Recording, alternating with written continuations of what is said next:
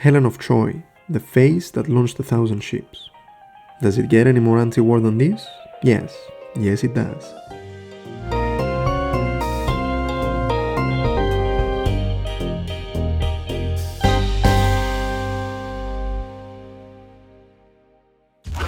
Hello, this is the Epicurean Stoic, and welcome back to another video. This is the third video in the series about narrative elements in popular culture that come from ancient Greek theatre, poetry, and history, and to be honest, this video doesn't really fit in that much.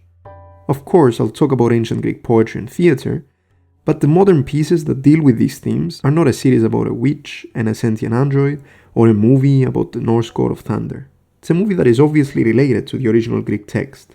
The title kind of gives it away. So, why the video? Okay, I admit it, the reasons are purely selfish. Euripides as Helen is one of my favorite tragedies. I mentioned that I would do a video on it back in January. It serves as the foundation for one of my favorite modern poems, and most of all, not many people know or talk about it, even in classic circles. Well, fear not, dear viewer, for here I am to save the day. To begin with, the main theme of the Iliad, the actual epic poem, is Achilles' rage. It's right there in the first word. But if you actually sit down and read it, it will quickly become evident to you that no matter how much glory the characters seek and get from their godlike deeds, the horrors of war are constantly present, even if in the background. I don't want to spend too much time on this, so I'll just focus on the last rhapsody, the last book. After Achilles killed Hector, the poem culminates in a scene where Priam, king of Troy and father to Hector, begs Achilles to give him his son's body back, even offering him a princely ransom for it. Achilles does return Hector's body, indicating that he changed even a little from his defining state, that of rage. The image of the old man begging Achilles is as impressive as it is moving.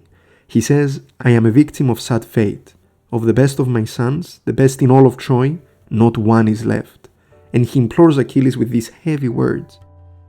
"I have brought myself to do what no other man on earth would do. I have lifted to my lips the hand of the man who killed my sons." Now, I don't know if this rings any bells, but to me this is a direct precursor of the more famous phrase by Herodotus. In peace, sons bury their fathers. In war, fathers bury their sons. Both passages carry the theme superbly, with Herodotus' version being a bit more laconic and, well, quotable. In my opinion, it's the ultimate distillation of everything that's wrong with war. And if it wasn't obvious in my introduction, the mere fact that 1,000 ships were launched for one person, no matter how beautiful or not her face was, is what makes Helen an anti-war symbol by default. But what if I told you that the Greeks wanted to highlight the futility of war even more? Well, you may ask me, what can be more pointless than a war over one face? And the answer to that comes in the alternative version of Helen's story. Now, what if the face wasn't even real?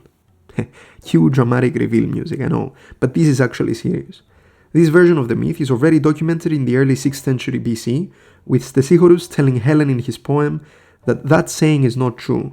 You did not go within the well-oared ships, nor did you come to the walls of Troy. Researchers point to evidence that maybe this version was also passed down orally, much like the Homeric one, with some even suggesting that in the Odyssey itself we're not taught that Helen was actually in Troy. I won't bother you with those details though, and instead I will deal with the questions you probably have in your head right now. Well, if Helen didn't go to Troy, where was she? And what were the Greeks and the Trojans fighting over then? We'll find the answers in, you guessed it, Euripides as Helen. In the tragedy, it is a phantom image of Helen that Paris took with him to Troy, while the real Helen was transported to the palace of Proteus, the king of Egypt. We open with her waiting for the end of the Trojan War.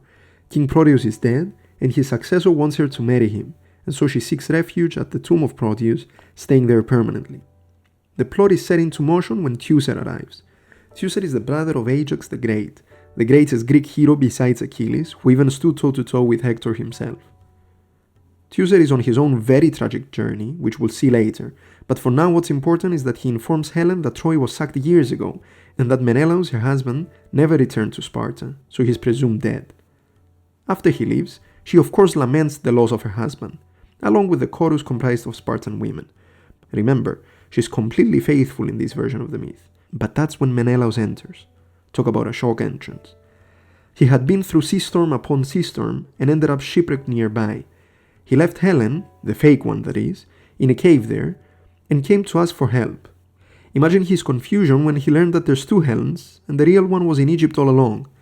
He is only fully convinced after his servant comes to inform him that the phantom Helen disappeared into thin air after telling them the truth. So here we have a recognition scene in its interpersonal form, where two people must recognize each other for who they are, rather than the intrapersonal form where the protagonist has to realize their mistake, as mentioned in my WandaVision episode. After this, all that's left is for them to manage to escape the evil king, which they do, and it's irrelevant for us. What I love about this tragedy is that it deals with the futility of war more explicitly than the Iliad. "I did not go to Troy, that was a phantom," says Helen, and Menelaus doesn't mince his words. "The greatness of my troubles over there convinces me. You do not." A bit later, after Menelaus is convinced, and when his servant hears the full story, he exclaims, "What are you saying? We suffered in vain for the sake of a cloud." Everyone is desperate in their own way and for their own reasons, but all because of the futility of war and the whims of the gods. Helen was snatched from her home, forced to stay at a foreign land and to have her name tarnished.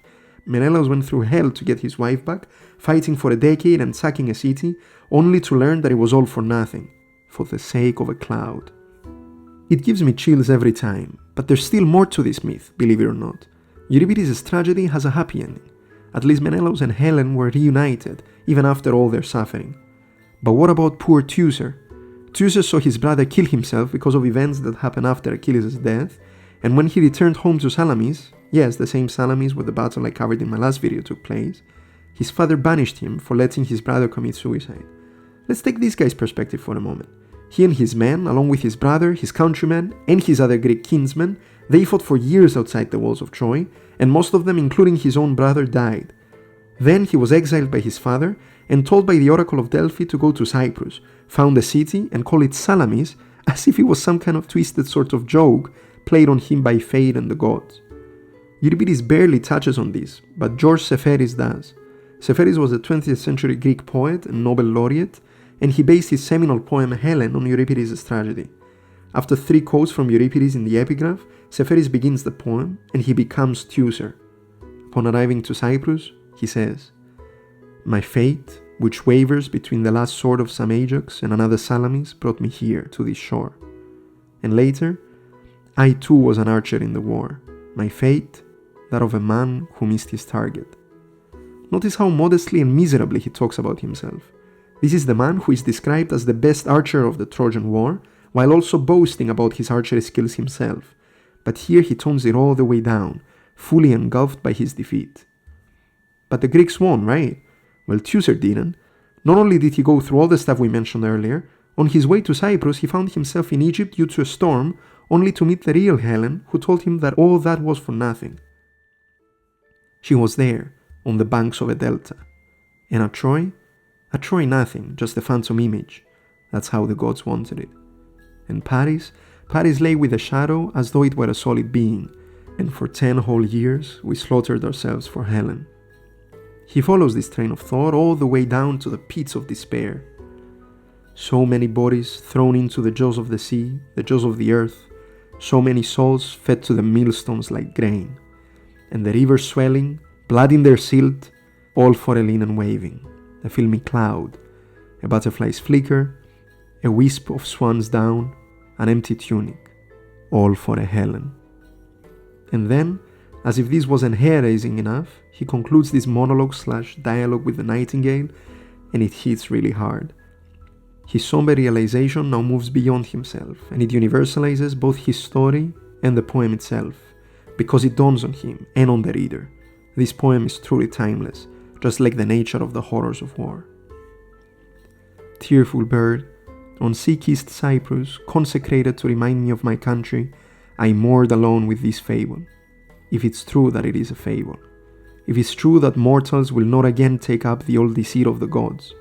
If it's true that in future years, some other Teucer, or some Ajax, or Priam, or Hecuba, or someone unknown and nameless, who nevertheless saw a Scamander overflow with corpses, isn't fated to hear messengers coming to tell him that so much suffering, so much life went into the abyss, all for an empty tunic, all for a Helen.